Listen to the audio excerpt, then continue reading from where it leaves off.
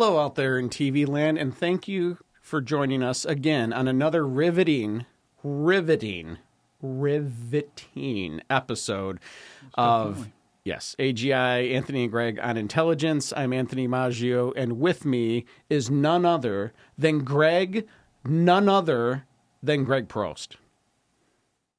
That's it? That wasn't as exciting? Okay. It the, sounded better the none in my other. head. That would be cool. It'd be the none other than the none other then? That's what I got on the back. Kind of like He Hate Me, that USFL football player. You don't remember that? That was his last name on USFL? No, XFL. Oh, that was the last name. That was his last name. It was the XFL football league that came in. His name was He Hate Me. That's what he had on the back. I love it.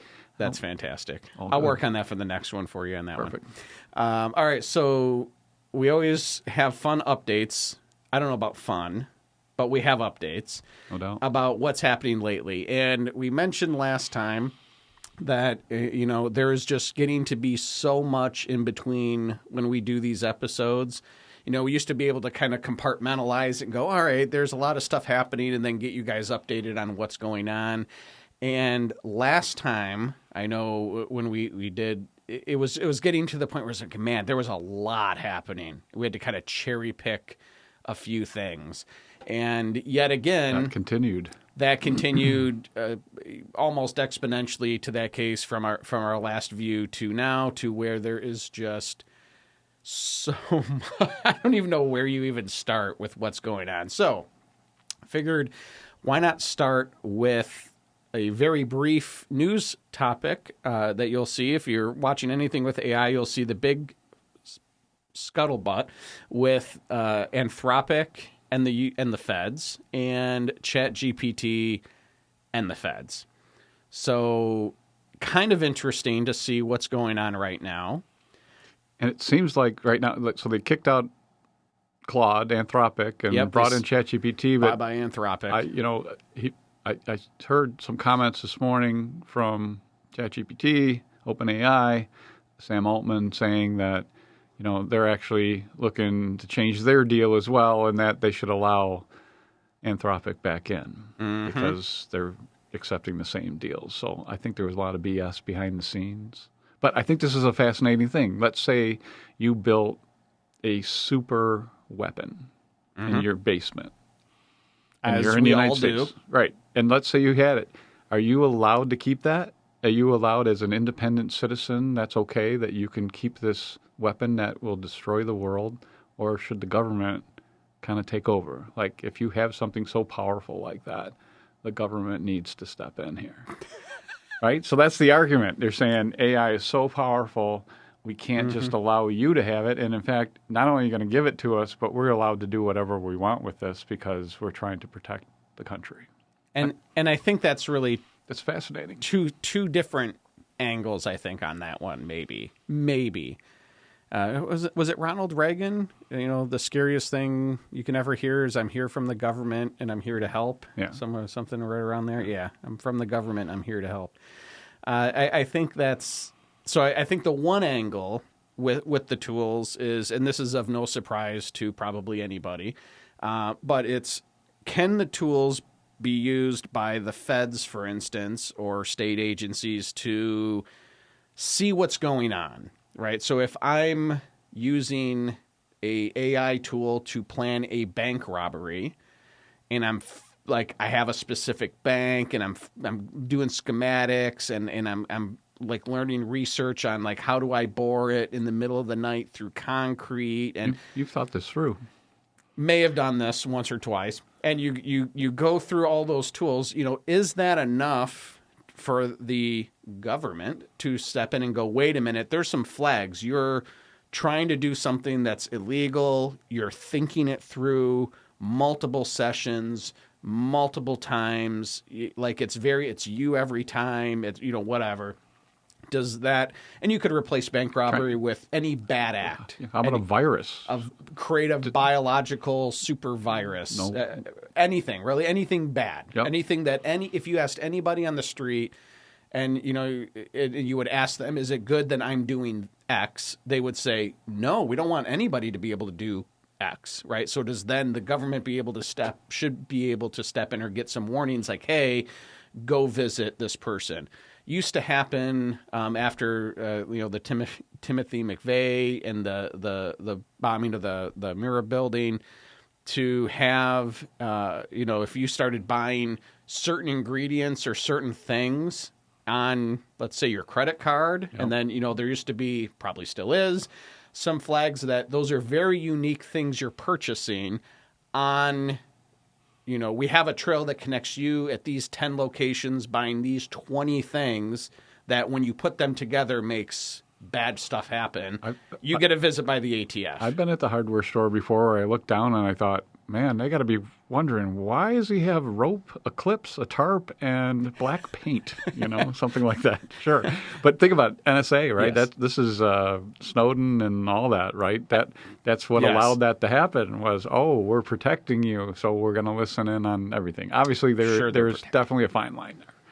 But AI itself is pretty unique, right? And I think to classify it as a weapon in a way, or a state secret, or something that the state needs to control, I can see it moving in that direction. I can see the argument. I can see, hey, China controls all their AI companies all into one.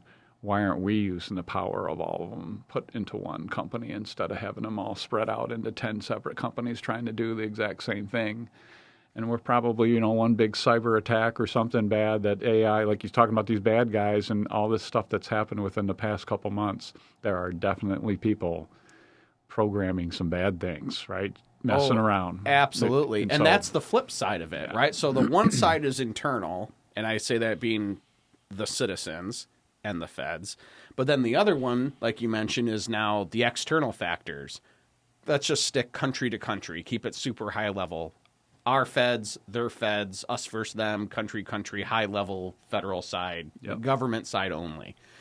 And so if you are, we don't have the AI Geneva Conventions of warfare necessarily at this point. So if there's no rules to what you can do with AI for cyber attacks, cyber warfare, taking autonomous drones, right? Making decisions. Autonomous drones. To shoot. Yeah, the whole thing is about jamming drones, right? In the war over east there, and what happens if you don't need communication because it's all contained on the drone itself? There's nothing to jam. It's just running itself. Which is exactly why it's moving in that direction, right? Yes. That's exactly. So now what happens, right? The drones are flying around in the air, and it gets a hit that, hey, I recognize that face. That's on the top 10.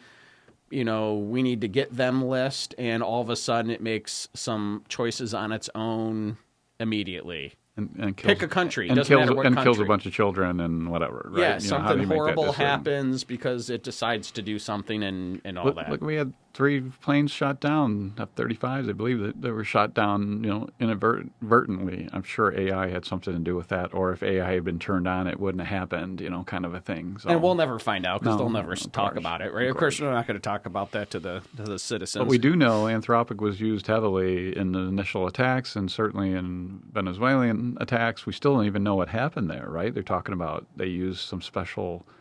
It's amazing how it stopped. Yes, right?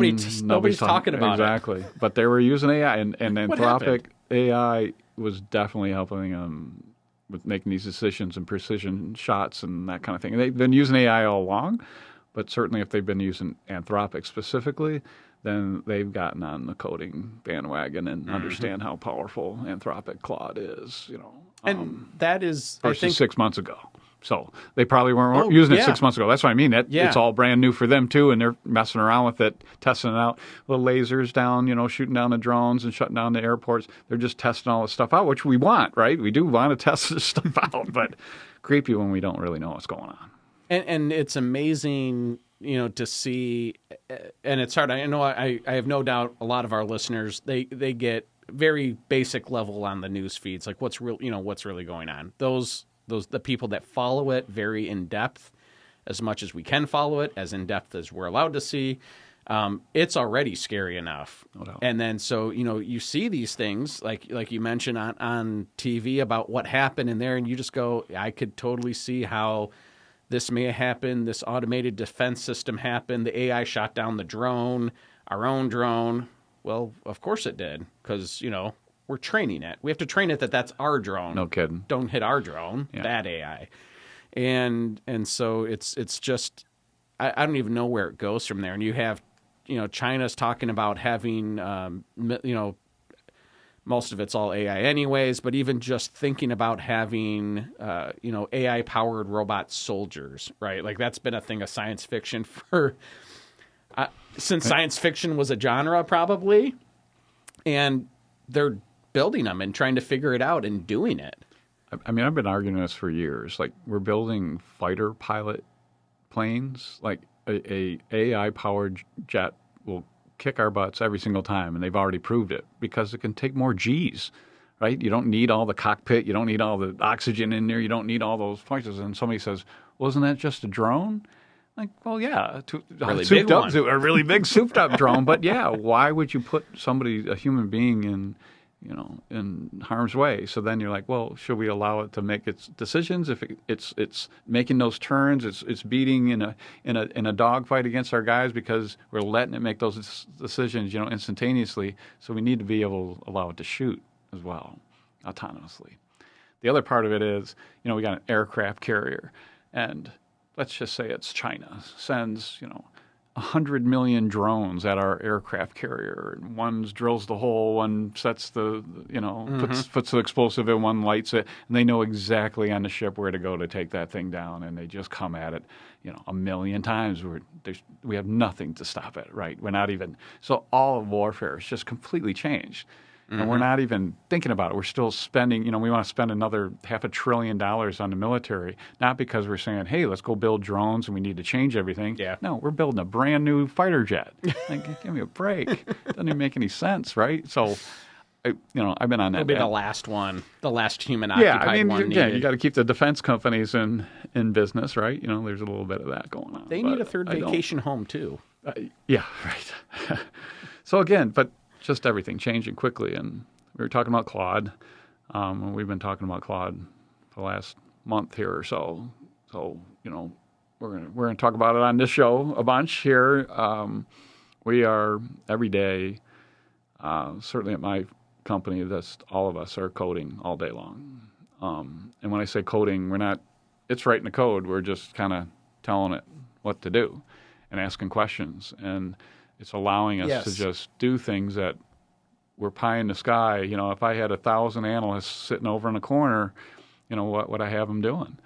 And you can get some really deep analysis in the financial markets and do things that, you never thought you'd be able to do. We'll start talking about those over the weeks as we get going forward here. But if you haven't tried it, again, this is Anthropic is the company. The software is called Claude, like OpenAI has ChatGPT, Google has Gemini, Anthropic has Claude. It's called Opus 4.6, and it's just amazing. You're talking to it on the left side, and it's building out your program on the right-hand side in almost real time. Move that around. Here's a good idea. It throws great ideas at you, but the ability to build it as you're talking to it and see it being built is just crazy cool. It really is. And I don't want to have it lost either that what I've seen in the last couple months here is, and it's really hard to explain it, but you see these leaps, right? We've talked about it on the show before. We're like, man, it just made this big leap, right? Like we talked about how when, Gemini, Google let it look at its own code, it rewrote math. And it's still solving math problems. There's, it solves 7 out of the 10. There's some unsolved, high-level math problems where you have to do proofs and such for, and I'm gonna mess up the words on that, and I'm not a mathematician, but they've sat there unsolved since like the 50s, right? I mean, some of them have been there since we've figured out calculus and Albert Einstein and the new math and all this, and we haven't been able to figure out these proofs. And they've been using the AI tools have been doing the proofs and solving them. Yeah, just solved one Not recently. all of them. Right? That's what I mean. Yeah, I was going to say within the past month. Yeah, literally within the last very short period of time. And it's like and it's not just saying, it's not a hallucination, I guess I should, it's not, it didn't just say, oh yeah, I solved it. It's 7. Yeah. Or what was 42, Yeah, right? 42. we've done the Hitchhiker's analysis. Guide. Figured out. It's 42. The answer to all of these proofs is 42. Yeah.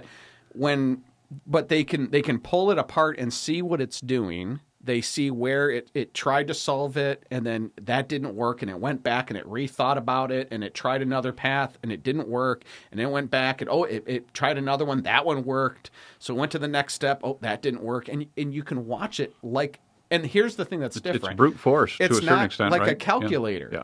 It's not where you put in 1 + 1 and it's 2.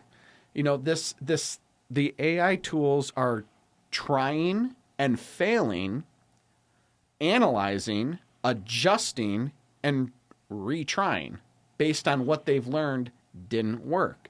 And so now there's still quite a few of those that are not solved. Even the AI at this point says, it can't figure it out. So those will remain for now. I'm sure as the AIs get better, it'll do more. But, one of them and then the one it's solved in like 2 different ways, right? So it says there's this proof that no one can figure it out. And not only did it solve it, it solved it 2 different ways. One was a simple way where it ran through the proof, and it said, based on this and this and this, the answer is both X plus Y equals Z. I'm going to super dumb this down here. Yeah. Well, if X has to be both a negative number and 0, and then it works. And since it can't, the proof, it doesn't work. You cannot solve this proof. Sure. We proved you can't do it. This proof is incorrect. Yeah. And then it did a whole bunch of other math to not just do the short logical version of, X can't be both negative and 0 at the same time. So therefore, no, the proof is no. It also did the long form with all of the math too. Yeah. So not only was there a logical answer, but then there was I'm going to show you now, here's all of the math that goes along with this to show you what actually happens with it. And then they give it to the mathematicians, and they're like, they check it, and sure enough. Yeah, it took them a long time to check, too. And they were using AI to check parts of it, too. They were. I saw it. And that's just funny. That's the part that, when we talk about it gives you intelligence, imagine what another 50 IQ points does to you. And it's like, your brain, any of the viewers, think of, we would say multitasking, right? And it's like, well, I can't cook dinner, do my homework, work on this Excel workbook, have my laptop over here, and write a novel. I'm going to handwrite a novel. I'm going to make one, and I'm going to read War and Peace.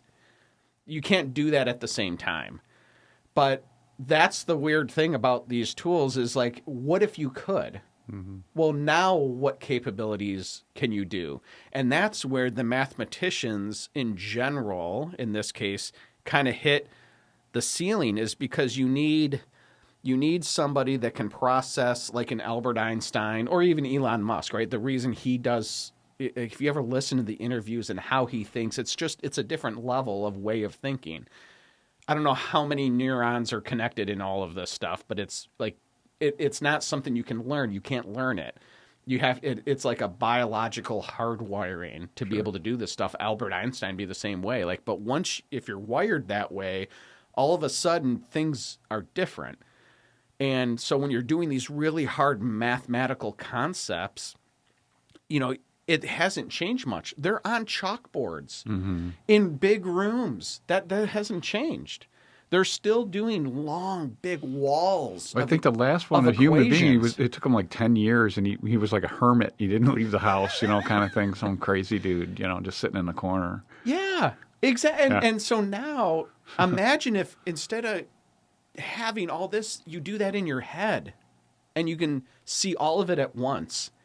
That's where these advances in a lot of these fields come from are from those kinds of people.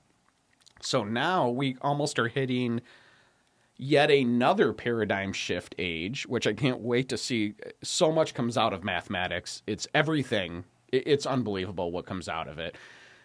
I can't wait to see what happens now, because now all these really hard conceptual things that you need an Albert Einstein to be able to work through the math to figure this stuff out, the AIs are now doing it, which means all the rest of the mathematicians are basically starting at an Albert Einstein level, right? Mm-hmm. They have the tool that can do that part for them, so now they can push further, quicker. It doesn't take 10 years, or it shouldn't now take 10 years to work through it. They should take maybe a week. Or the AI just got a little bit better, so it takes that next leap for you anyway. You know, there's been so many movies on this one. I'm sorry. I can't help but go there. It's already figured about. So here's ones you don't even think about yet. The difference is, though, on all this is the computing time that it's able to work without breaking down. So we've seen a bunch of graphs that way, that the computing time, I believe, is doubling every 6 months. So the amount of time that the computer can actually sit there and do analysis has been doubling every 6 months. Might be shorter than that. But they're getting these programs to run, 24 hours.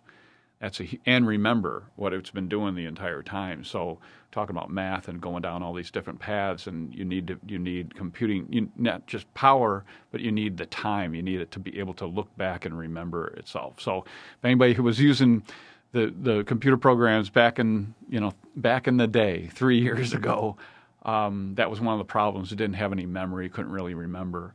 And then ChatGPT, they started to have a little bit of memory, so you could have a long conversation, and it was kind of remembering what you were talking about at the beginning, not perfectly. And so every day that goes by, it gets a little bit better at that. The longer it can sit and think, the better answers it's coming with. We've determined that from day one. That was an argument. People didn't think that was necessarily going to happen, but that continues to this day. So when we're talking about using Claude to program, one of the great things about it is it can sit there and run for 45 minutes or an hour. And some people have gotten them to run for a lot longer period of time than that, really, really deep questions. So again, changing everything, allowing you to do some things that we've never done before. Something else I wanted to bring up, I thought this was a cool thing just to kind of finish out this first half, was somebody talking about the world looking like Schrodinger's cat. So Schrodinger, I want to say back in the 30s, quantum mechanics, not going to get into it deeply, but when you see that picture of the electrons going around the atom, they're really not going around like that. They're actually in all places all at once. And the only way they get into one certain orbit is when we go and take a look at them. It's proven mathematically, runs all kinds of things for us. We know it works. We don't know why it works that way. But the Schrodinger's cat is, it's either dead or alive. It's in one spot or the other. It's cat, and I won't get into it, but it's either dead or alive, but you don't know unless you open the box. You don't know. So theoretically, it's in both states at the same time, is the argument. So the question is, you got this AI advancement coming here that's just going to be massively disruptive. We don't know what it's going to look like necessarily, what it's going to do to the business environment, but we know it's going to change it, and that it's coming a lot more quickly than we expected. On the other hand, you have this economy that's just jamming in here, right? It continues to do really well. You got definite separation of haves and have-nots. If you're buying $12 a dozen eggs, it's not that much anymore, but, costs being up on that side, versus your own stocks, and you own a house, and you're feeling pretty flush with money right now. So the economy, the stock market is just acting like everything's perfect, and this is just going to advance everything. While at the other time, if you just concentrate, one or the other, concentrate is the cat dead on that side of things, you can't have both. So something's got to break here. It's probably the stock market, right? I don't think AI is going to slow down here, but it doesn't make sense that on one side you just have these massive advancements, on the other side it's acting like that's not really happening.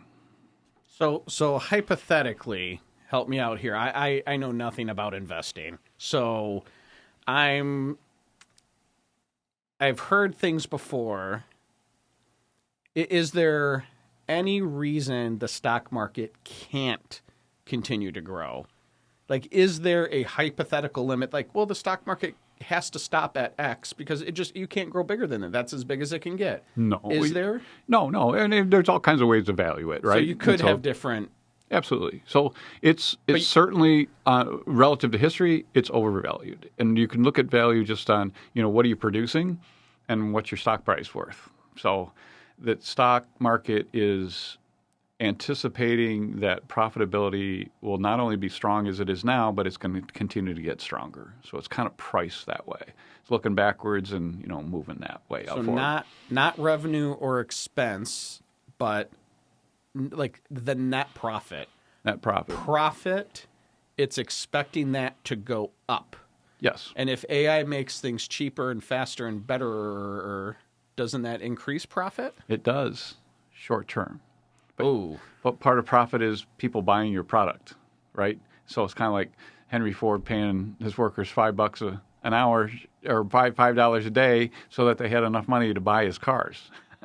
So is that where then you have like Elon, like the big tech people are talking about, there used to be the universal basic income, right? And then they changed it lately where they're talking about, was it universal high income, I think is what they've been calling it, to where, well, we don't need to just give every person on the, in the United States $500 a month.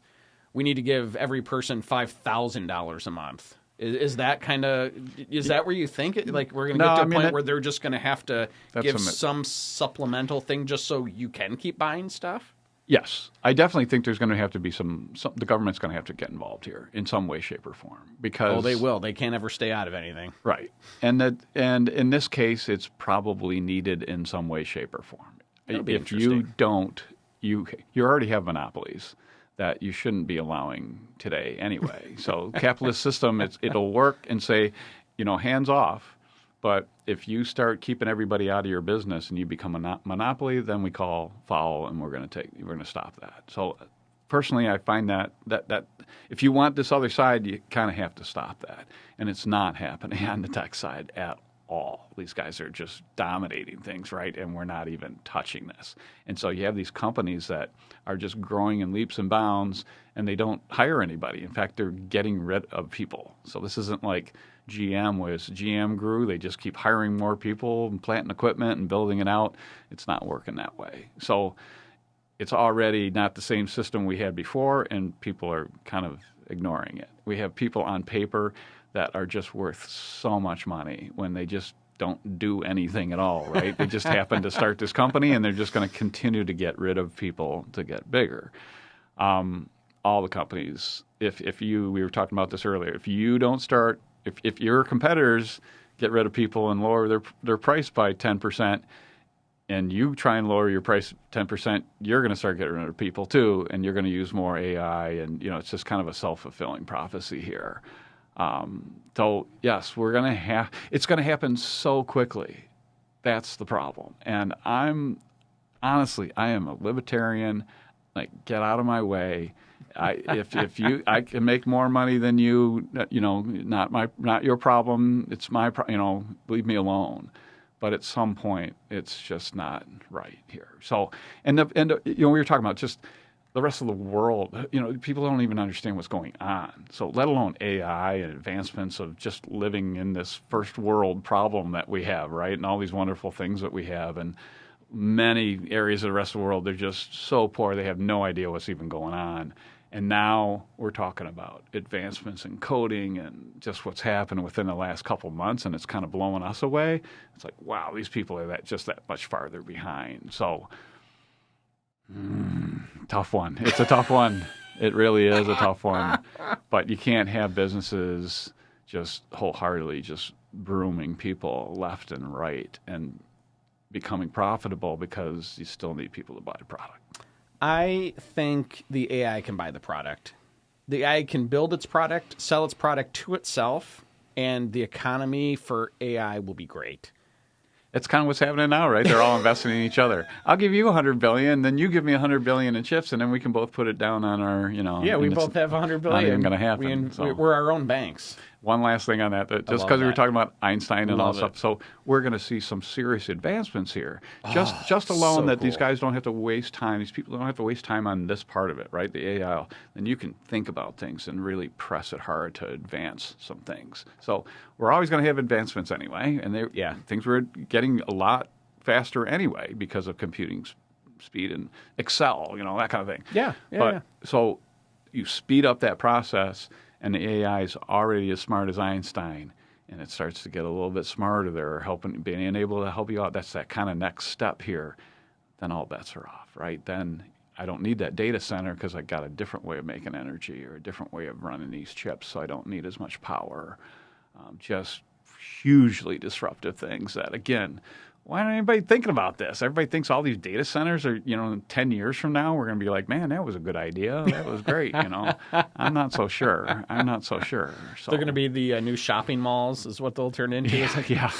Well, that's where we're going to put everybody where they don't have anywhere to live because they can't afford to live, right? It'll become housing. Yeah. Data centers turn into housing. The ICE detention centers, by that point, we won't need them anymore. We just, it'll be nice, cheap housing. Go play basketball. It's one big gymnasium. And on that bombshell, we thank you for joining us. Tough one. For, I don't even know what anymore. Another episode of AGI, Anthony and Greg on Intelligence. As always, thanks for tuning in, and we'll catch you at the next one.